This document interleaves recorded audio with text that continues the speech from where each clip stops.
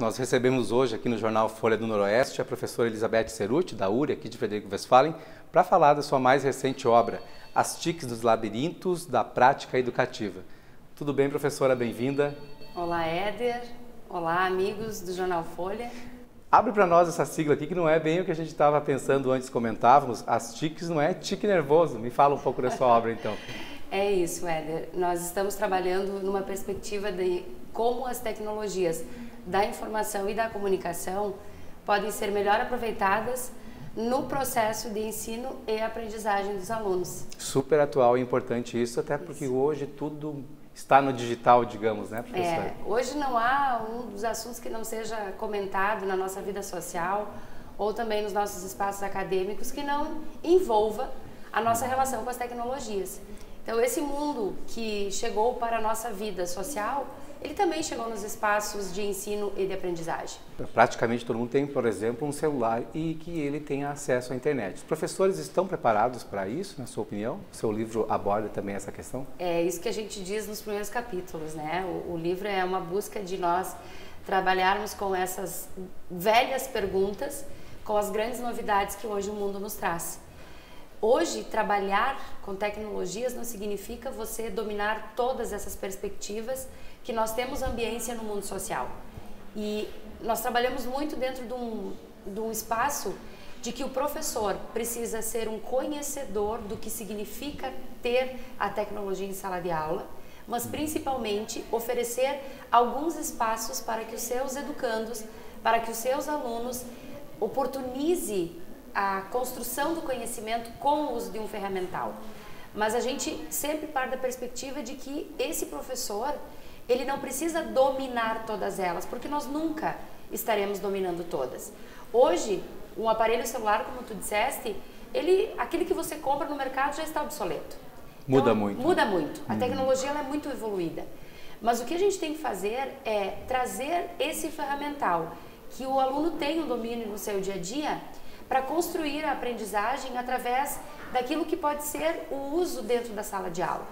Sempre lembrando que nós não fizemos isso a todos os momentos, sempre lembrando que nós precisamos ter muito cuidado com o uso de alguns ferramentais em sala de aula e, obviamente, se desafiando a construir aquilo que a gente chama de pedagogia da parceria. Que aquilo que eu não sei, o meu aluno pode me ajudar a construir. Professor, isso é relativamente novo ou o que os pensadores vislumbravam isso há um tempo atrás está acontecendo? O que diz, enfim, a literatura sobre essas práticas novas? Bem, eu e o professor Arnaldo, que somos os autores desse livro, nós fizemos um resgate, né, do que hoje nós entendemos por um pensamento complexo, que sempre na educação nós estudamos, principalmente numa perspectiva mais crítica do processo educativo, de quem são os sujeitos da aprendizagem, né? Quem é a figura do professor e quem é essa figura do aluno.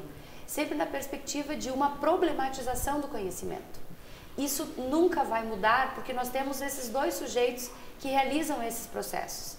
E nós precisamos otimizar esta relação numa linguagem que permita que o aluno possa aprender e que o professor consiga, nessa relação, ensinar e também aprender.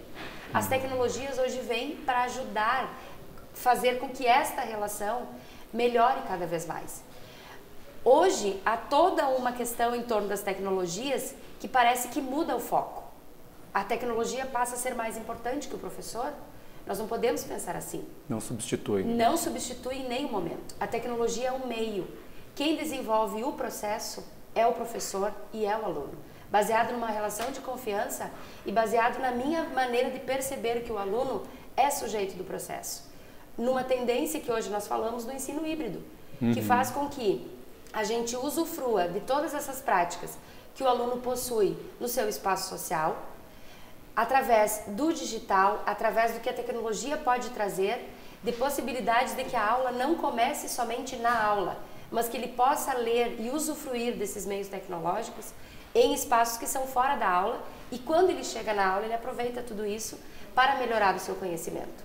Então a gente só tem que ter esse cuidado porque nós não podemos supervalorizar a tecnologia e deixar os reais sujeitos isso do processo que é professor e aluno que precisam dialogar cada vez mais. Tu és professora e tem experiência em sala de aula, Elizabeth, tu diria que é mais difícil hoje lecionar, dar aula, seja para você mais do público adulto, vamos dizer assim, do que anos atrás, diante dessas novas ferramentas?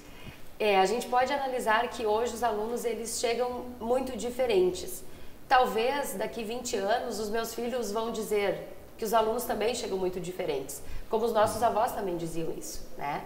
Nós estamos falando de uma geração que chegou à universidade, por exemplo, que é uma geração que nos desafia a repensar muitos processos.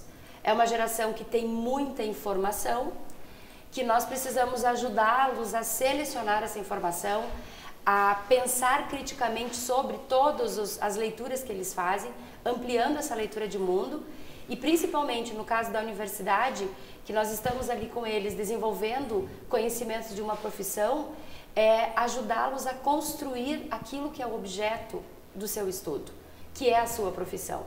Então, se torna um desafio cada vez maior porque em outros tempos, quando você tinha uma curiosidade, você esperava chegar no outro dia para ir para a escola ou para ir para a universidade e fazer aquela pergunta para o professor. Hoje você tem isso na palma da sua mão.